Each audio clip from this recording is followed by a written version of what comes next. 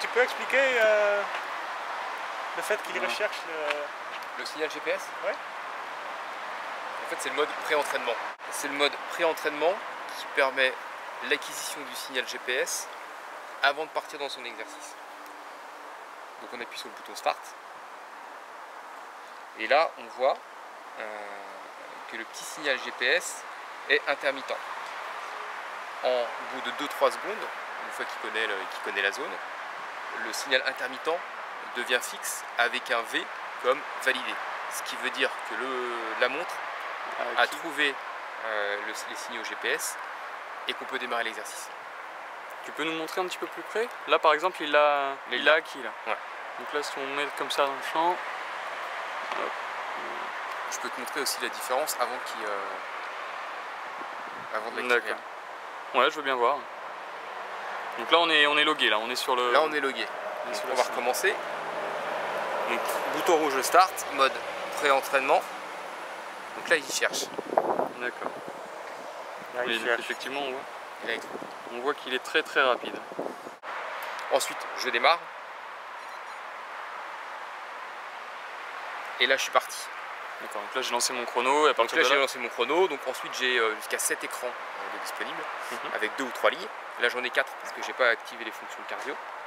Écran 1, écran 2 où je vais avoir la durée du tour, la distance. Écran 3 où je vais avoir la vitesse moyenne et l'heure du jour.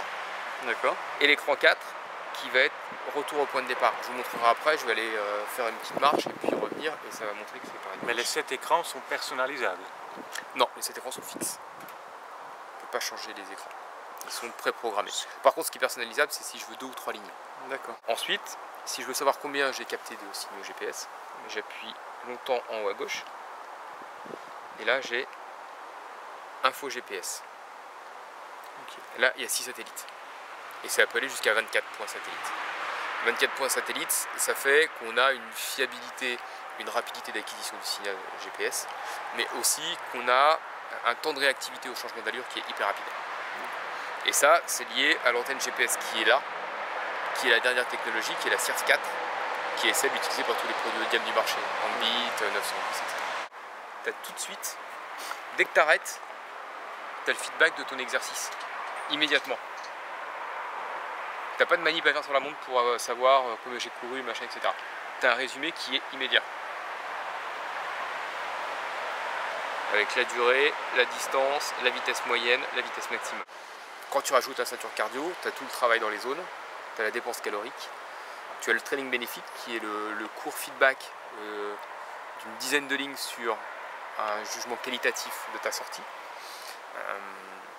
Et tu peux avoir, en rajoutant un accéléromètre ou un capteur de vitesse sur un vélo, tout le travail sur ta foulée, ta cadence, etc. D'accord.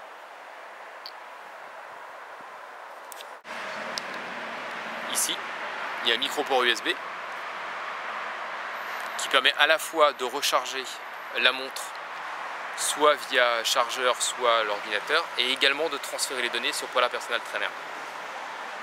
Okay. L'autonomie de la montre, c'est 13 heures en utilisation GPS et c'est 3 mois en utilisation montre. C'est-à-dire que tu n'utilises pas la fonction GPS, elle consomme beaucoup moins d'énergie, ce qui fait que tu peux l'utiliser au quotidien comme une montre, ce qui n'est pas le cas de beaucoup de montres qui ont du GPS embarqué. En termes d'étanchéité? Alors l'étanchéité, elle résiste aux, on va dire aux éclaboussures. C'est pas une montre qui est faite pour aller sous l'eau, c'est pas une montre qui est faite pour nager, elle est liée à ce mode de recharge. Exactement. C'est, en termes de normes, c'est IPX7. IPX7. Waterproof. Ok. Là, on est sous une montre qui est vraiment ultra fine. Ça passe sous la chemise quoi. Ça passe sous la chemise, on peut la porter, c'est ultra léger, ça fait 55 grammes. Donc en fait on peut avoir jusqu'à 5 utilisations différentes de la montre préparamétrées. Course à pied, de vélo, 2 autres sports. Donc préparamétré, c'est-à-dire avec des zones spécifiques On peut préparamétrer chaque profil de sport. Et on peut également sur chaque profil de sport définir des capteurs précis. C'est-à-dire sur un vélo 1, mon vélo de course, j'ai la cadence. Ouais. Sur mon VTT, j'ai pas la cadence. Je peux le paramétrer. Ce qui fait qu'à chaque fois que je prendrai mon vélo de course, il détectera la cadence. Il se compare avec quel produit au niveau de la concurrence?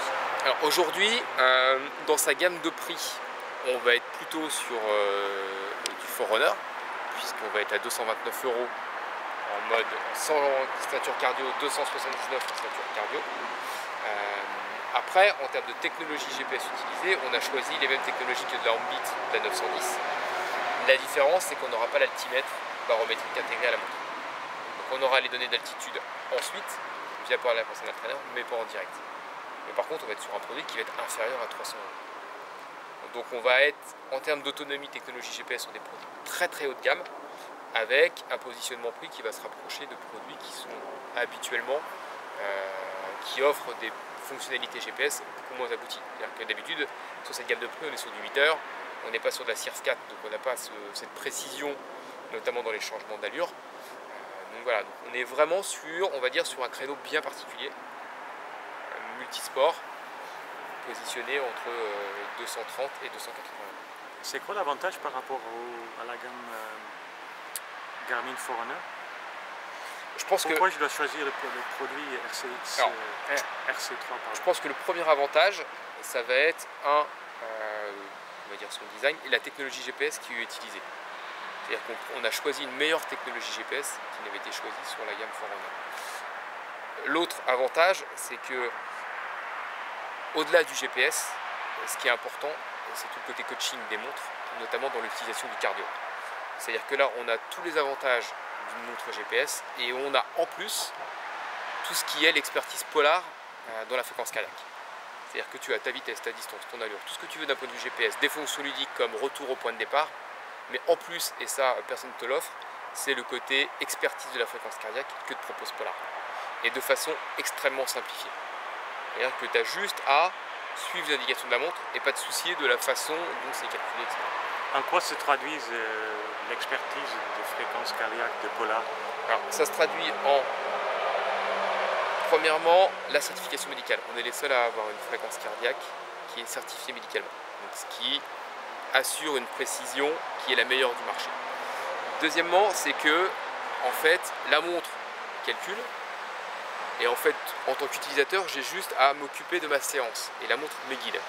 Par exemple, ça va être une fonction qui est Zone Optimizer, qui va adapter mes zones d'entraînement en fonction de ma forme du jour. Donc je pars faire un entraînement.